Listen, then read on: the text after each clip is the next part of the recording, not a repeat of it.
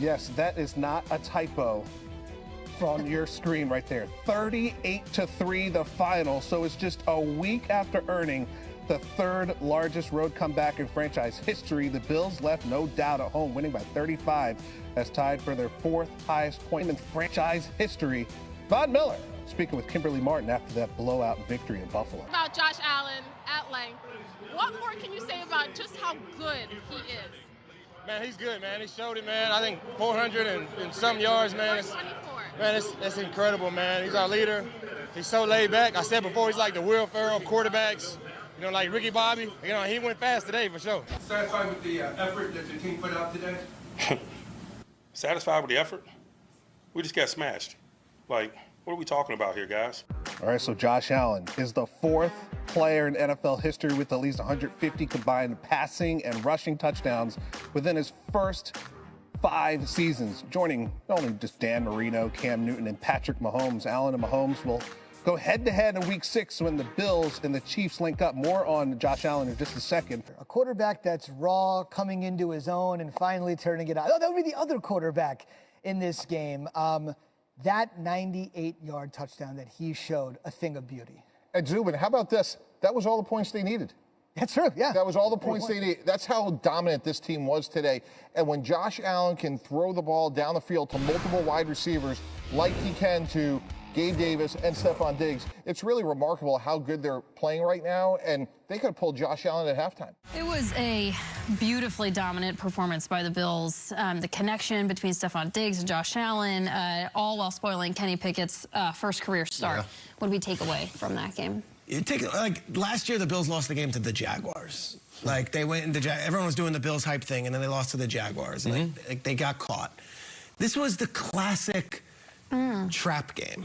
They had just come off this amazing victory against Baltimore. You got a rookie quarterback coming in, and the Steelers are limping in after a loss to the Jets. A lot of people, I think, were thinking Bills blowout. There were some who were like, slow down. They're not that team yet. That was what I needed to see. Like 38-3, shut the door. Wow, 15-point spread. Let's beat them by 35. Like that's the Bills that is going to be the team that goes on and has success throughout the playoffs and into the Super Bowl and beyond. A statement win in the way that they won that game. Manhandled a team that they should have manhandled. And I think for Buffalo, that was the kind of game that, you know, we've seen them win against inferior opponents before. But this was one of those where last year they would have maybe lost a game like that. No questions here. No doubt about it. And I think when you look at their team, and yes, we put up the highlights, Josh Allen to Gabe Davis, their defense. In the second half, they're outscoring opponents 70-7. I'm just like, yo, let's just go and talk about the defense. But the offense is that good. It's so hard to focus on how good the Buffalo Bills defense is, because when you turn the game on, you just see highlight after highlight. Josh Allen's plucking, throwing the ball throughout the sky, but he's also running for it. But this Bills defense, I mean, what they're able to do in that second half to shut opponents down and allow the offense to go out there and pile on, they're getting to them. You see Von Miller right there with the sack. Kaiir Elam had his first career interception in this game as well. They're just dominating right now. That was just such an impressive win, and we all hope Kenny Pickett is getting the start. He'll have things going. Tough spot. Threw for over 300 yards, made some plays, but my goodness, the Bills were just too good. Yeah, I don't know if ever, any time in my life, I've seen the Steelers look like that. And I mean, I'm not exaggerating. You just don't see that logo and that score next to it. But something that always amuses me is every once in a while you'll see this in the middle of a guy's having a great game, and the Twitter trending topics, you'll see the name Norm Van Brocklin. Oh, I love it. Norm Van Brocklin still holds the single game passing record of 554 yards way back in the 50s. Josh Allen could have thrown for 700 yards yesterday if he wanted to. If the Steelers' offense was better and could put up some points to make it competitive, he would have. I think he had about 350 at halftime. He could have thrown for 8 touchdowns. The Steelers were, they were whooped. They had nothing. They offered no resistance. This was not a game. It was never a game. They called off the dogs, call it whatever you will. And the elephant in the room is this is Bills-Chiefs week now. And that was the trap game, and this was the let's look ahead to Kansas City. They're going to Arrowhead this week. It is the biggest game in the entire regular season schedule, by far. It is the one. And all they did was just tune up and just beat the crap out of a tomato can. And this team has the killer instinct. There was no letdown, no look ahead.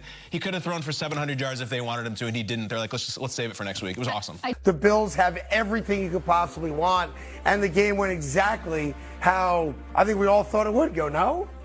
Well, I didn't think that it would be this type of a beatdown. Obviously, I expected the Bills to win, but I also expected more out of the Steelers, not just offensively, but even defensively. I understand J.J. Watt is out, but your entire team, the culture of the Pittsburgh Steelers is based on defense and being sound, and they just weren't that yesterday. No, it wasn't all. And listen, it doesn't help when your offense doesn't do anything. 3 points in total. Let's see. A 3rd and 10 from their own 2. Two situations you could do here. One, run out of the end zone for a safety, or two, throw a 98-yarder to Gabe Davis. Peek to the right, you see coverage. I got RC, I got him smiling.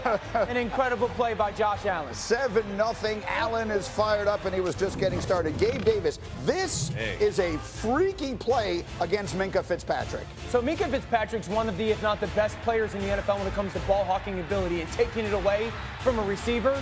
Well, watch this angle right here. Gabe Davis, you're getting one hand on it. Minkah's got the ball right there. Right, so why is not Minkah ball then, Dan? Why not Gabe Davis said, wait room, bro. We want Buffalo to win.